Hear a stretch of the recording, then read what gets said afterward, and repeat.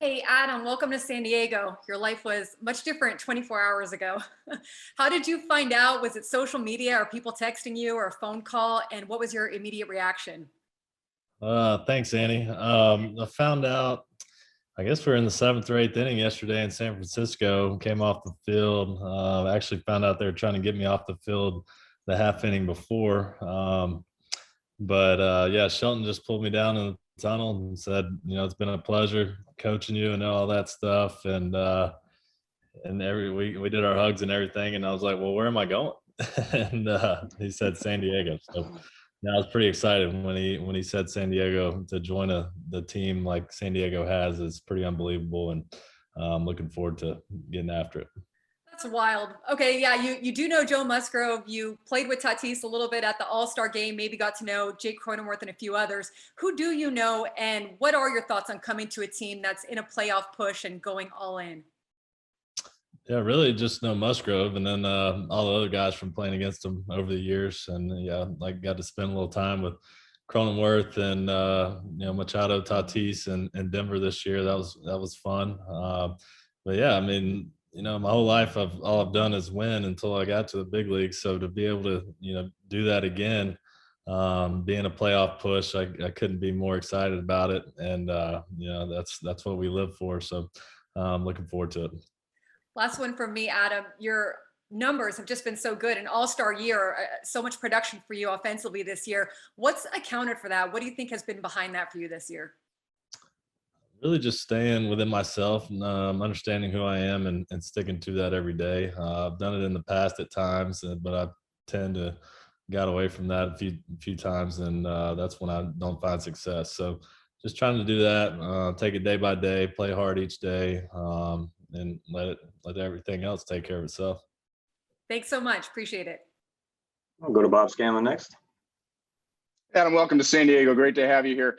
As far as San Diego being one of the options, obviously you thought you were going to get traded, but was San Diego on your mind as a possible landing zone?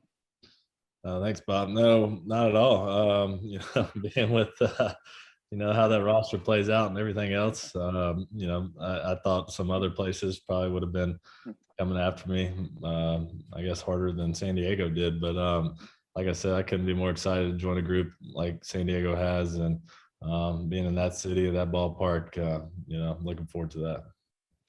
No question about it. As far as second base, outfield, you've obviously done both. Do you have a preference, or does it matter to you where you might spend most of your playing time here? No, not at all. Just anything I can do to help the team win.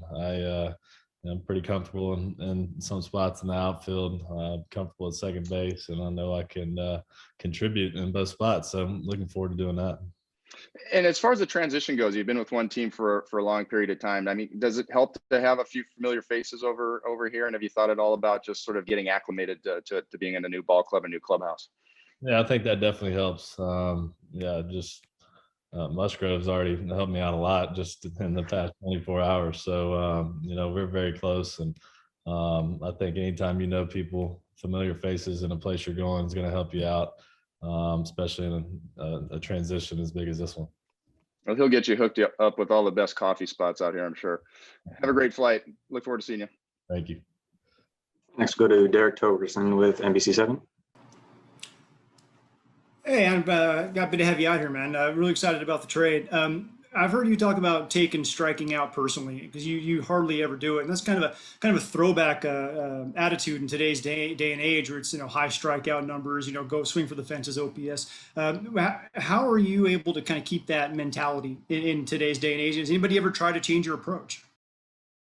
Here and there, they've tried to change little things, try to drive the ball more and that kind of stuff, which still try to do until I get to two strikes, and then it's take it personal, like you said. No, just kind of embarrassing. You get struck out, so I try not to do that very often. And just being a tough out, something I take pride in altogether. So the more I can do that, the more beneficial it will be for the team.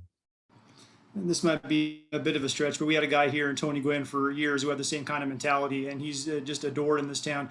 Is he an influence on your baseball career at all, and the way he went about doing things? Yeah, somebody I've studied a little bit. I wish he would. I guess if I'd have grown up on the West Coast, he probably would have been my idol. But yeah, I mean, that kind of approach, hit the ball to all fields, make hard contact, and don't strike out. Yeah, it's I mean, that's exactly what I'm trying to do. And yeah, I wish I would have been able to grow up watching him play, because yeah, he's one of the best to ever do it. Oh, thanks, man. Safe flight. Looking forward to seeing you out here. Thanks, Derek. Next we'll go to Jorge Camacho. Hi, Adam. Welcome to San Diego. Thanks. Just one question. How do you like to describe yourself as a baseball player now with a lot of experience in MLB? Yeah, just somebody that plays hard, scrappy kind of player. You know, I'm gonna leave it out on the field, so do whatever it takes to win, and take pride in that. So just playing hard and doing everything I can to help the team win is how I describe myself. All right, thank you. Thank you. Next we'll go to Jeff Sanders with Union Tribune. Hey, Adam, you mentioned that the Padres, you know, that wasn't a team that was on your radar. Is that because you kind of looked at their roster and thought, where would I fit? Yeah, a little bit, but also, man, I've been hearing for a month now, the Mets, the White Sox, and all that, just day after day after day. So I knew I can't control any of it, so I didn't really get caught up too much in it. But then, you know, you get the Mariners come in day before yesterday, and then the Padres yesterday. So, I mean, not much better spot to be able to land in San Diego. So I'm excited about it. Have you been able to kind of wrap your head around like jumping into a contender, jumping into a race, and maybe what that might do for your production, you know, hitting in that lineup with that kind of protection, you know, all around you? Yeah, hopefully it goes up. I mean, to have that kind of protection of being a lineup with you know, Tatis, Machado, Cronenworth, I mean, everybody really. So it's gonna be fun to play with those guys, and I mean, I'm looking forward to it. So hopefully, yeah, the production goes up, and I'll just try to do my part. Great, thank you. Bryce Miller, Union Tribune. Hi, Adam. Maybe just going a little deeper into Jeff's initial question. Have you had conversations with AJ Preller or somebody about how and when you might be used? I mean, the obvious situation with the current lineup construction, they have an all-star at second base right now. And so the mixing, matching piece of this is interesting. What's your understanding of that in a little more detail? Yeah, we hadn't spoken a whole lot about it. I'm assuming I'm gonna bounce around because that's, you know, I guess I can do that. And I mean, being on a team like this, wherever I can help the team win is where I'm gonna be, and I'm, you know, I'm ready to do that. You know, when that trade happened, you know, I'm assuming I'm gonna bounce around everywhere, so I'll be ready. Thank you. All right, Carlos Mello. Yes. Hello, Adam. I'm Carlos Melo from Televisa, California. And congratulations first. And my question is about you are in San Diego now, and a lot of people is Spanish, is Latin. What do you think about this? Well, I think I need to learn some more Spanish so I can interact. I mean, Good. no, that's awesome. No, I mean, I'm looking forward to that. You know, Pittsburgh it's not really a huge Spanish Latino population, so no, I hope they like the way I play hard, and give them something to cheer for. So it'll be fun. Thank you. Good luck. Thank you. Go back to Annie Halbert. I was just wondering what the last month has been like for you. Like, you know, some guys in the past have talked about how stressful it can be leading up to the trade deadline. Was it stressful for you hearing your name at all? Or did you just try to like completely ignore all that? Or, you know, did you have to tell people to stop telling you about things or trades or possibilities? No, some I've been, I guess, become accustomed to the past 3 years. I mean, it felt like every year it's getting hotter and hotter, and thought I was going somewhere last year. It didn't happen. So no, I mean, I learned, you know, through that time just to not worry about it. I can't control it. So there's no point in worrying about it. And no, I mean, I heard it from teammates every day. You're still here, that kind of thing. So just take it in stride, have fun, play the game. Really, more so, I mean, with the all-star stuff and and now this. So it's been a whirlwind, month just traveling back and forth from the West Coast. But other than that, just try to play ball and worry about what I can control. Next, we'll go to Julian Delgado. Hey, Adam, welcome to San Diego. I have just one question. You think about the Padres, the swag chain, the bat flips, how they're kind of rewriting a lot of unwritten rules of baseball. Just what's your take on that style and approach, and do you like it for the game?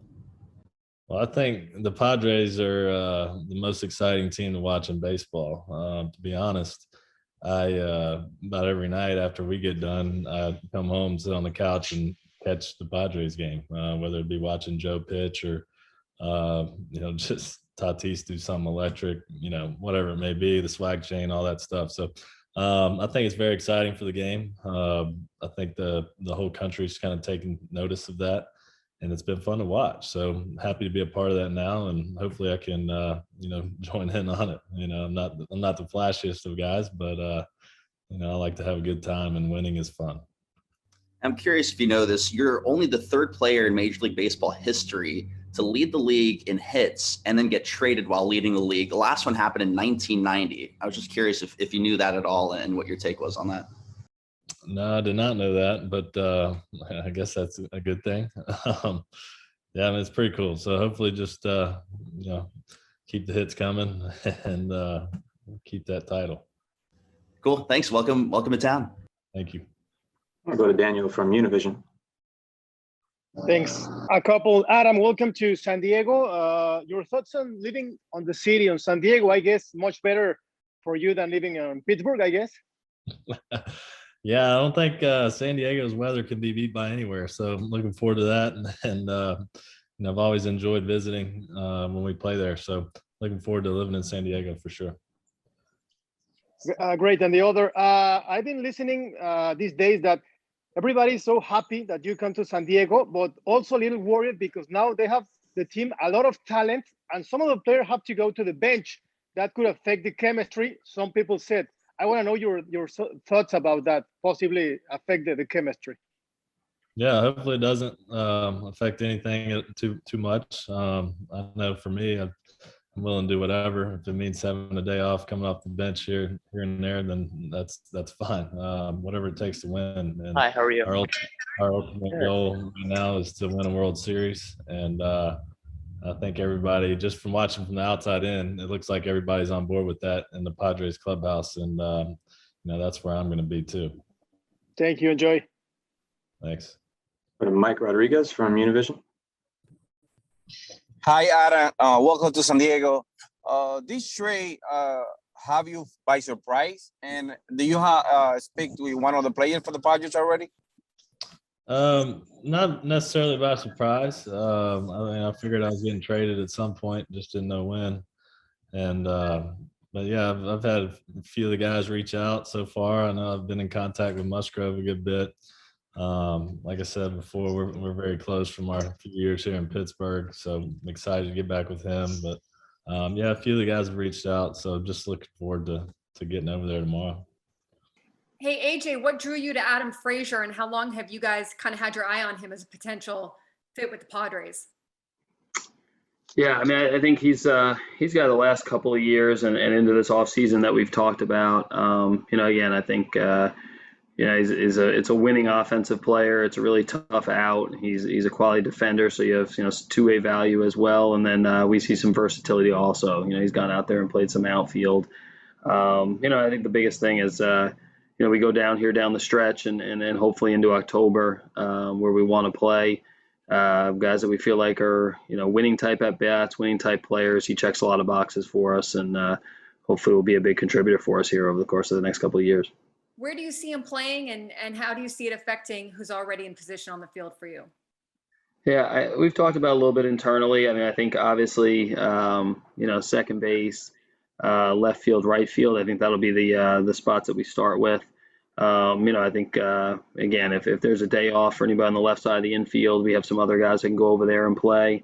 I think from our standpoint, the initial conversations internally, and then with Adam, I think second base, left field, right field, and then be ready to come off and contribute off the bench as well in a National League game where you may get a mid-game at bat and then stay in the game. So do you see him starting right now, or kind of more of a platoon thing with guys, or how would you describe it? Yeah, I mean, I think that's exactly how the playing time's going to be divvied up. I think that'll be up to Jace, the coaches in terms of a feel for the pitcher that's on the mound, who's hot, possible injuries, matchups that we think we want to play, how we think the game will unfold. But again, it's just for us, it's a very valuable player. Not just for the next few months into next year. I think ultimately, like who's in the lineup. I think we're kind of subscribing to the fact that we feel like it fits for our team. We also feel like we want to get another quality offensive player and defensive player on our club, and we'll kind of sort through exactly what that means from a playing time standpoint over the course of the next few weeks and months. We'll go to Bob Scanlon. AJ, congratulations on the move. Considering the bat that he is, the versatility, the controllability, and the cost effectiveness, I would imagine it was a pretty competitive field to get him over here. Yeah, you never really know, like who's involved from a trade standpoint. Obviously, you hear whispers throughout throughout the industry. I think really a couple of days ago, I think we got a sense that another team had stepped up, and I think that team probably confirmed that for us yesterday. So we knew that he's a good player, all-star player, leading the major leagues, maybe in hits, up there among the batting leaders. We feel like he's been an underrated player over the last really few years, really since he's been at Mississippi State. So again, he fit for us. He probably fit for some other clubs, and my guess is there was some competition for him there at the end. As far as the transition of bringing a new guy into your clubhouse, what are the factors that you take into account in terms of bringing somebody in that's going to match, and also how much does it depend on the player? How much of it is the pre-existing culture that's already in your clubhouse to make a guy feel invited and welcomed? Yeah, we're constantly talking about that. I think it's not like I've seen it kind of portrayed a little bit as, hey, get as much talent as you can, kind of throw it up on the wall, and we'll figure it out. It's not that at all. I mean, a lot of conversations with our staff, definitely with Jace. What we think fits with some of our players, honestly, kind of like how well we see this player fitting. Again, I think the more guys we have, I think we subscribe to all different personalities are welcome. I think there's guys that bring all different personality to the club, but guys that are gamers, winners, competitors, guys that have elite skill set, guys that can play both sides of the ball, those guys fit. And we think Adam, I think all the homework that we've done, pretty confident that he fits with the crew. And honestly, I think conversations we've had with some of our guys and our players, I think they're open arms, like looking for another guy that can help us win a World Series. I was going to ask you about that. The other guys in your clubhouse that may know, like Joe Musgrove, who knows him. How much does it help to have some players that have been around him and know a little bit about who the player is and the character that he has? Yeah, that was I think again we constantly do a lot of homework, really dating back when these guys are even amateurs and coming up in the minor league system. But obviously, the most recent looks and the most recent information is always important. And I think hearing from a guy like Joe that you see how professional he is and the way he goes about his business, and he gave a very high endorsement for Adam. And I think that's all part of the information gathering portion of the deal, and then all factors into the decision. And I think that's part we feel really comfortable about, is that he fits our group and our culture. And it's nice to hear that from some other players or people that behind the scenes have been with them, and definitely some guys that have direct relationship with the player you're acquiring. Thanks, AJ. Thanks, Gans. Joe Sanders. Hey, AJ, how would you assess where you guys are at 4 or 5 days away from the trade deadline? Are you where you thought you'd be, or are there maybe some missed opportunities to get closer to the top of the division that you're maybe disappointed about? Yeah, no, I mean, I think we've said it. We've had some good stretches of baseball. We've had some great stretches for different periods, throughout the season. Again, I think where we want to be is at the top of the standings, and we've got our work cut out in front of us. We've got to play more consistent baseball to get there. But I think we've put ourselves in position to play into October, and that's what you ask for at this point in time. Is like we've got a 2-month kind of stretch run here now where we'll be tested. Obviously, we've got got the schedule in August with some off days mixed in, which hopefully can help, and then we've got to really we'll play some contending clubs that all want to play into October and September. So, I think overall assessment, we put ourselves in position to get to October.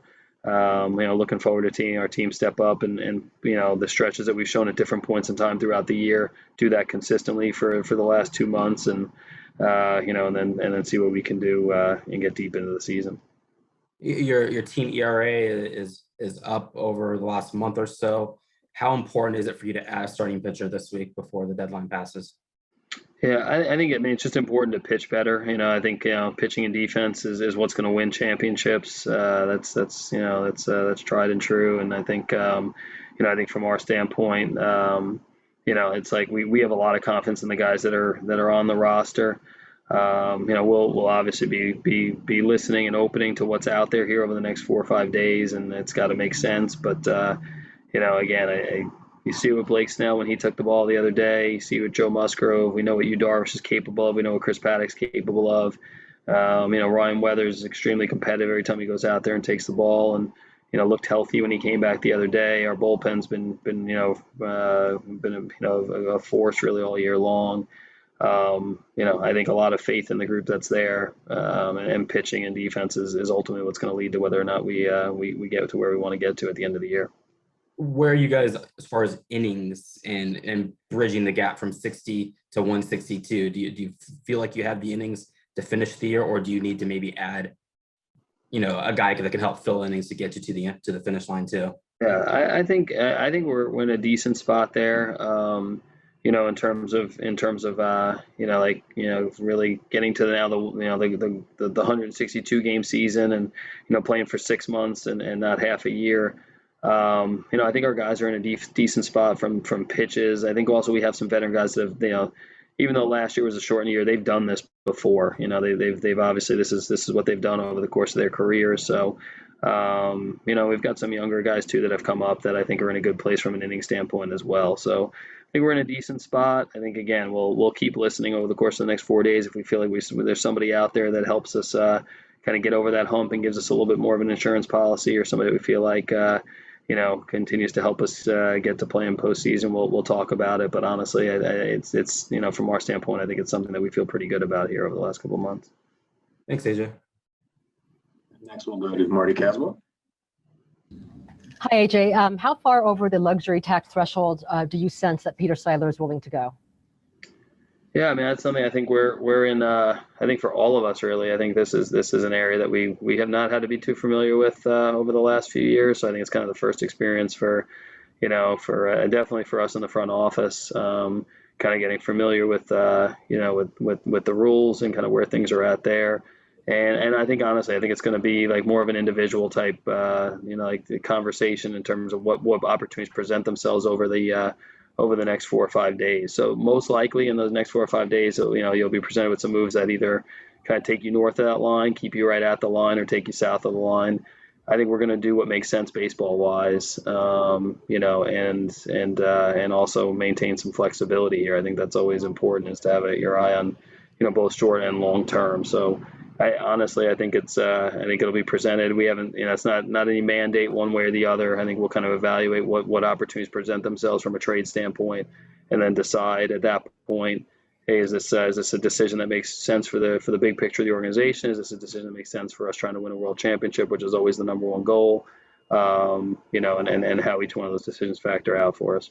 When you have 3 teams in the NL West who are right there, all looking for the same thing, looking for starting pitching, does that in any way shape how aggressive you might be at the deadline? Not really. I mean, I think you're cognizant of the fact that, like, hey, there's competition for these players, but I think we really focus mainly on what makes sense for us. And I think we've shown it. Some years we've been really aggressive at the deadline. Some years we've kind of stood pat and it just hasn't lined up for us. And ultimately, I never get too caught up in what other clubs are doing. I think that's when you make mistakes. I think for us, it's just what fits for us, what works for us. I think we know our players really well from a value standpoint. And if we line up, great. And if don't, usually those are the better decisions anyway. Or sometimes you look back on opportunities that you didn't force and didn't try to push through, and that leads to better decisions down the road. Thank you. Derek Togerson. Hey AJ, something you just said, knowing the value of your players, it's very difficult to truly know the value of prospects, especially guys who really don't have any or very much big league experience. How conscious of you of trying to give an accurate assessment to yourself but to other clubs when you start discussing some of the top prospects in the system or any prospect in general you have down in the minor leagues? It cut out a little bit there, Derek, at the end. You said, how cognizant are you of, and then it kind of cut out for a second. Yeah, just how conscious of you are you of making sure that you either tell the other clubs, give them an accurate interpretation, or do you let them figure it out, or do you make sure that you're not holding on to somebody too long or selling on somebody too quickly? Yeah, I mean, I think there's, you're not really fooling people in the game. So I think from our standpoint, you're always trying to be honest with, hey, this is how we see things. I think we're a really direct and straightforward group, and everyone's got kind of their strategy and their style about how they negotiate or how they go ahead, whether it's in trades or free agents. I think from our standpoint, we try to be direct. Obviously, I think it's up to the other teams to kind of tell you what they think of your players, and then from your standpoint, just try to kind of give them an honest assessment of what we're willing to do. And, I think ultimately it's why we've probably lined up on a lot of deals here over the course of the last few years, is because I think, number one, these other teams, they value and appreciate our players. So that is always the name of the game, is have guys that other teams want. And then I think from our standpoint, it's just a pretty honest approach, and, I think definitely very direct. So I think that, if we're going to line up, great. And if not, we move on to something else, or, focus more on our own internal guys and go from there. And in negotiating for a guy like an Adam Frazier, obviously having the extra year of control through 2022 is important to you. How much does that complicate? Because we kind of talk about it like the extra year of control, you have to drive up the price. How much does that maybe complicate or change negotiations when you do have a guy you can keep around for maybe a year or two more? Yeah, I mean, I think each situation is a little bit different. So I think obviously like having a guy for a longer period of time, they get to impact multiple pennant races and multiple seasons. I think that we factor that in for sure in terms of what we're willing to give up, and other teams do as well. Sometimes there's guys with shorter control, or your rental players that are that you view as higher impact potentially. And you try to weigh that out versus getting guys for multiple years. And I think ultimately that's all part of the the calculus in terms of how much value you're willing to give up. I think in this case with Adam, this year and next year, that it factored in for us. We like the players we dealt a lot. We like, a guy like Tucupita Marcano that we've seen here in San Diego for a little bit. He's been a guy that's kind of been a little under the radar with that 2016 signing class. He was a guy that, we've held out of a lot of other discussions. I think having Adam for this year and next year factored in a little bit as well there in order to put Tucu in that deal. But you're constantly evaluating, the quality of the player versus how long he's going to have a chance to impact your major league team, and that all factors into how much talent you're willing to give up. Thanks, AJ. Appreciate it. Bryce Miller. Hey, AJ. You've got a guy who's got the most hits in baseball. So even as you're trying to juggle and be flexible and move guys around at different positions, which you guys have a ton of flexibility at this point, you can't really keep a guy with the most hits in baseball on the bench very often, or you wouldn't think you'd want to. So how do you manage that, keeping him on the field? Yeah, I mean, I think there'll be at bats. I think I think part of the conversation with Adam himself was, hey, be ready for second base, be ready for left and right field, and then be ready to come off the bench. I think again, like we're trying to do something that as an organization we've never done before. Win a World Series. It's going to take a little bit of sacrificing. That's always Jim Jace's message. But we have a lot of guys in that clubhouse, in that room, that are looking to win. And I think that the nice part with Adam was, he made that clear that, hey, he's won at other places as an amateur, minor leagues. He hasn't won yet at the big league level. So I think he's going to be very motivated to do whatever it takes to win at the big league level. I think the other thing, Bryce, like competition is a good thing. I think, we have some guys that are very competitive players, and, they want to contribute to success. So I think, again, like there'll be, I think they're gonna want those at bats, and I think they're cognizant of the fact that ultimately it's about winning a championship. And I think give it to Jason, the staff, to kind of sort through and figure out what are the best matchups and who plays when. And we're confident there'll be enough at bats for the group, and ultimately lead to wins. And when you envision this as a possibility, picking up Adam, how often did you, in your mind's eye, think that he and Cronenworth would be on the field at the same time? Yeah, we didn't, but it's not like a set, hey, we're going to do this 5 days a week and, we're going to do this 2 days a week. I think legitimately it's going to be, hey, give the staff some players that we think are winning players. And, they'll kind of tell you a little bit by how they're playing. I think part of it will be determined by, the matchups that we're facing. But it's definitely not like formulaic where it's like, hey, we want to, we're going to get to this point and they're going to be on the field 74% of the time together. I think it's kind of like who we facing, who's hot, who's hurt, who's a little banged up. What's the best for us that night? Who do we want coming off the bench? And then ultimately, Jace will set the lineup and we'll go from there with it. And again, I think the fact that, that Adam could go out and play the outfield as well. There may be nights they're on the field together, but not in the same infield. Thanks. David Adler, MLB.com. Hey AJ, I'm just wondering, you talked a little about the pitching side already, but are you open to adding even more offense before the trade deadline somewhere else? Yeah, I mean, we didn't make this deal, like with another deal in our pocket that that we were going to make. I think we made this deal very acknowledging that this is there's probably a pretty good chance that this is our group like going forward from an offensive standpoint, and we like it. But again, like it's trade deadline week. It's the last 4 days before the deadline. We're going to examine, like you mentioned, we're going to look on the pitching side. We'll be open to hear what other teams present itself. And, I think we have some flexibility and some options, and that's always a good position to be in. I don't think there's anything that we need to force here in the next couple of days. So hopefully, if we're content lining up on what we have right now, if not, we'll be open to hear what other teams have to say and kind of seeing what presents itself. Do you have any other questions for AJ? AJ, I'm just wondering, I know you're not going to give away your secrets, but what's your philosophy in general with breaking up the team that you have right now? We hear a lot about the chemistry and wanting to keep these guys together, but this is different even than like Franmil Reyes a few years ago where you guys are at. How much do you weigh out that versus, an all-out push to just get whatever you need to win? Yeah, no, it's a real conversation. It's like every day, with the staff, front office group, we factor that in a lot. Is like, do we have, again, like I think we're like we acknowledge over the last year and a half, this team's played really good baseball. Top, whatever it is, top 5 teams in the league in terms of like production, winning. We've had a lot of exciting moments. They like to play with each other. In terms of on the field, they like to. It's a great vibe with the teammates. So I think that's a real consideration for us. And I think in any move we make, even like bringing in Adam, not touching your big league club to do it, you still factor all that in. So those are all like very real consideration. It'll be it's a real part of our conversations over the next 4 or 5 days. And ultimately you're looking for both. You're looking for the best combination of talent that gives Jace the most options and the staff the most options to give guys a chance to succeed. And you're looking for, make sure that you have a winning vibe, like with that talent on the field. So yeah, I think those are very real conversations we have every day, and with every move we make, we're consider that's part of the calculus for whether or not to make a move or not.